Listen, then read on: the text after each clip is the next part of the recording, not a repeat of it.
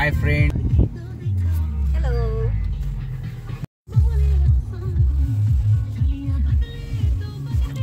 चला आता चाललोय आपण मालवण ट्रिपला.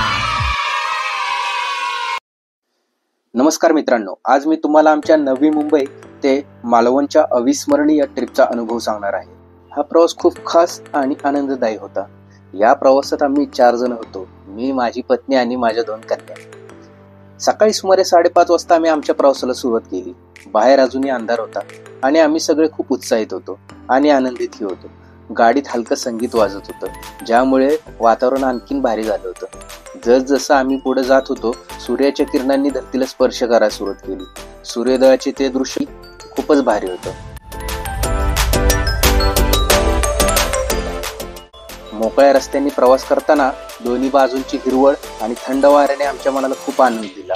हा प्रवास आम्ही कमी वेळेत मालवणला पोहोचून संपू शकलो असतो, पण नेहमीपेक्षा काहीतरी वेगळा अनुभव घेण्यासाठी या प्रवासासाठी आम्ही सामान्य मार्गाऐवजी एक विशेष मार्ग निवडला, ज्याला कोस्टल रोड म्हणतात.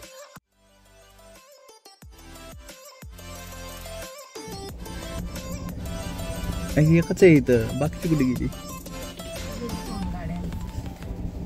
हाय. मंकीला बोलताय हाय.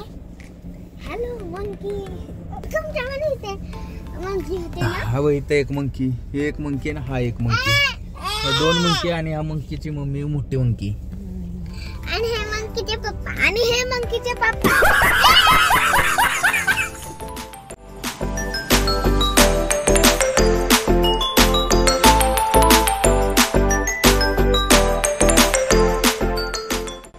या प्रवासात मी कोणालाही फेरी बोटचा प्रवास करणार आहोत हे सांगितले नाही. तसंही त्यांना फेरी बोटबद्दल काही माहीत नव्हतं.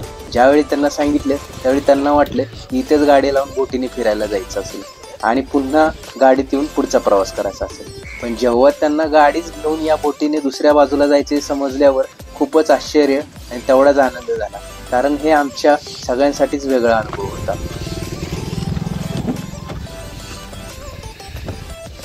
हाय. कसं वाटतंय? आता काय करायचं आपल्याला? काय करायचं? कुठे जायचं आता? हा ये घेतलं तिकीट. हे बसा बरं, उतरा खाली थोडा वेळासाठी. काय खाताय? मोसंबी. केक कशाला?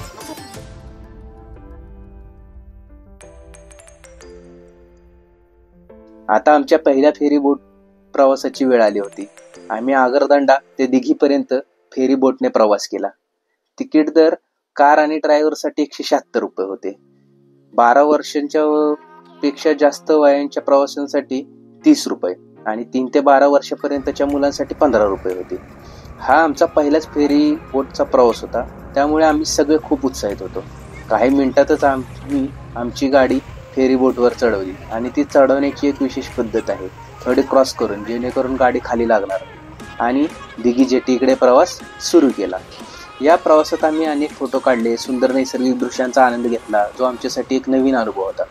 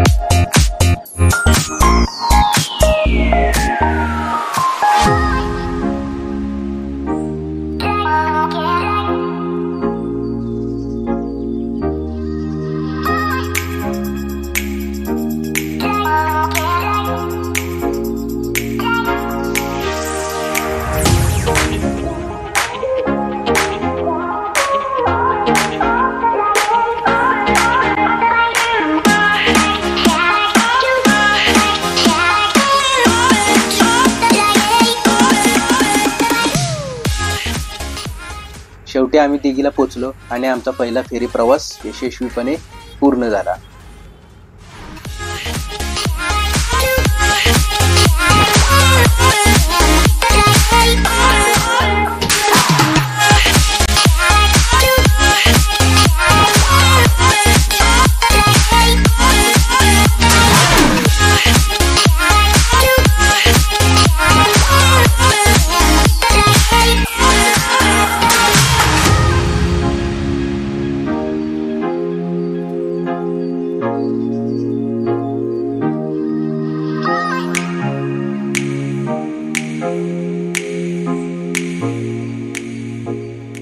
तिथून पुढे आम्ही गाडीने दिव्या आगार बीच कडे निघालो.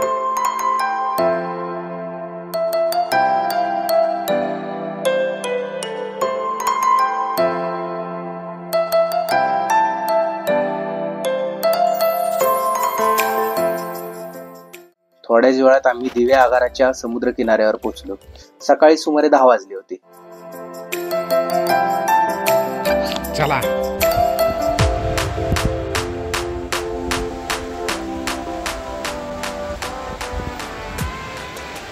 शांत आहे हा बीच. लेस क्राउडेड आहे, जास्त लोक नाही आहेत या बीचवर.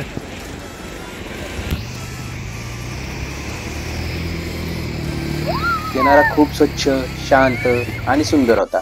लाटांचा आवाज, कवळवून आणि समुद्राच्या वाऱ्याचा थंडगार स्पर्श यामुळे वातावरण लयच भारी झाले होते. आमच्या छोट्या मुलींनी किनाऱ्यावर लय मज्जा केली. त्या वाळूत खेळल्या, लाटांच्या मागे धावत राहिल्या आणि पाण्यात भिजण्याचा आनंद घेतला. त्यांच्या चेहऱ्यावरील आनंद पाहून आम्हालाही लय समाधान मिळाले.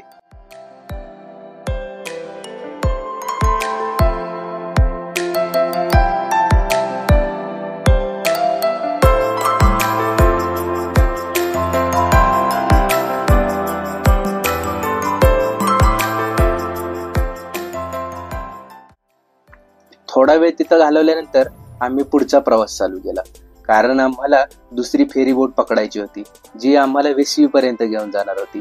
त्यासाठी आम्हाला बागमंडले गाठायचे होते. त्याप्रमाणे आम्ही तिथे पोहोचलो आणि लागलीच तिकीट काढून घेतले. त्याचेही जवळपास मागच्या फेरी बोटी एवढेच तिकीट दर होते. कार आणि ड्रायव्हर साठी 180 रुपये, 12 वर्षांपेक्षा जास्त वयाच्या लोकांसाठी 18 रुपये आणि 3 ते 12 वर्षापर्यंतच्या मुलांसाठी 9 रुपये.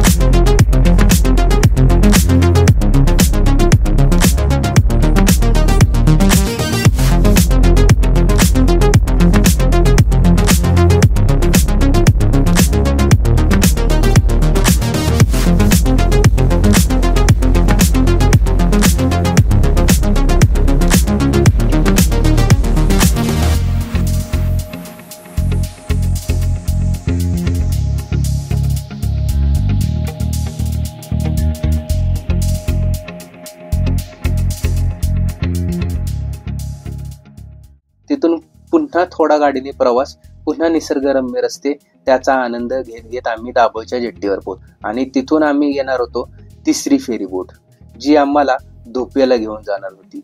याचेही तिकीट दर थोड्याफार फरकाने जवळपास तेवढेच होते. तर ही सगळ्यात शॉर्ट दाभोळ टू ढोपवे अशी फेरी आहे. हे बघा, खूपच कमी वेळात इथं मला वाटते 5 मिनिटात 10 मिनिटाच्या आत आली काय, 10 मिनिटाच्या आतच पोचते इकडं. आणि आम्ही गाडीतच बसू नये, गाडीतच मस्त मज्जा चालली आहे.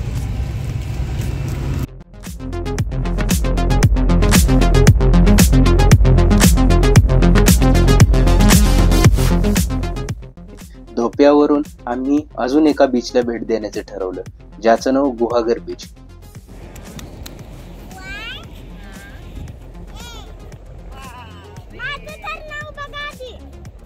बघू तू काढ परत सर. हा का परत काढत अगं परत काढ की. हा सोनी तू काढ परत. मोठं किती मोठं काढायचं तेवढं काढलंय. मोठं पेज आहे आपल्याकडं.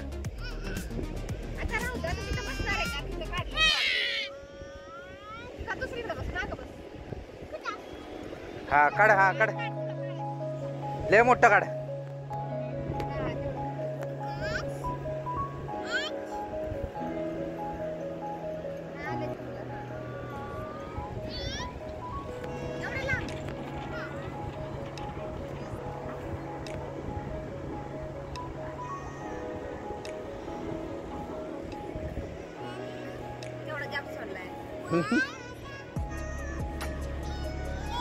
हा छान.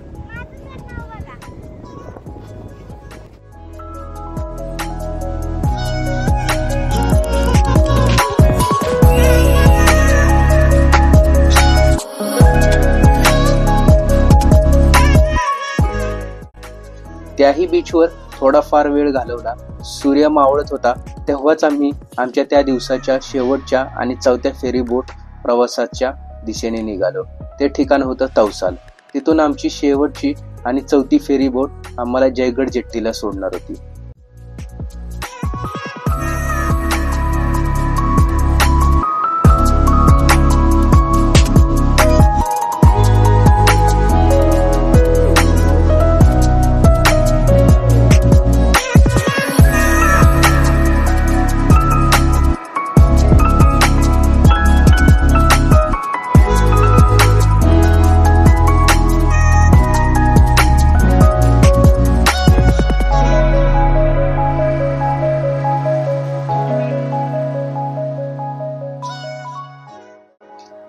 प्रत्येक फेरी बोटचा प्रवासाचा स्वतःचा वेगळा आनंद होता. समुद्राच्या मध्यभागी बोटनं प्रवास करणं, थंडगार वाऱ्याचा स्पर्श आणि चहूबाजूंनी पसरलेला निळाशार पाण्याचा विस्तार हे सारंच अविस्मरणीय होतं.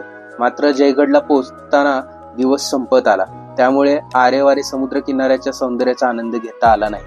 तरीही दिवसभराच्या अनुभवांनी आम्हाला खूप छान वाटलं. संध्याकाळ होत असताना आम्ही गणपतीपुळे येथे पोहोचलो आणि श्री गणेशाचे दर्शन घेतले.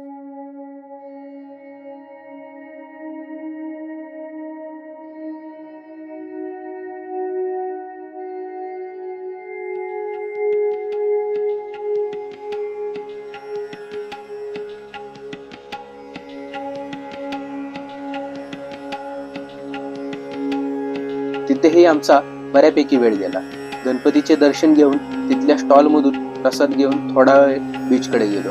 अर्थातच तिथे पूर्णपणे अंधार झालेला, त्यामुळे आम्ही तिथे जास्त वेळ न घालवता रत्नागिरीतच राहत असलेल्या नातेवाईकांकडे निघालो. जवळपास 9-9:30च्या दरम्यान आम्ही घरी पोहोचलो. अशा प्रकारे आमचा मालवण ट्रिपचा पहिला दिवस संपला. संपूर्ण दिवसाचा प्रवास थकवणारा होता, पण ज्या आठवणी आणि अनुभव आम्ही घेतले त्या कायमस्वरूपीच आमच्या मनात राहतील.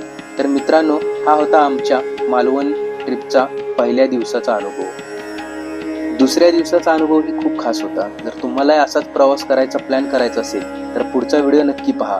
लवकरच याचा दुसरा भाग या चॅनेलवर येईल. त्यासाठी आपल्या चॅनेलला सबस्क्राईब करून घंटीचं बटन दाबा, जेणेकरून पुढच्या व्हिडिओचे नोटिफिकेशन येतील.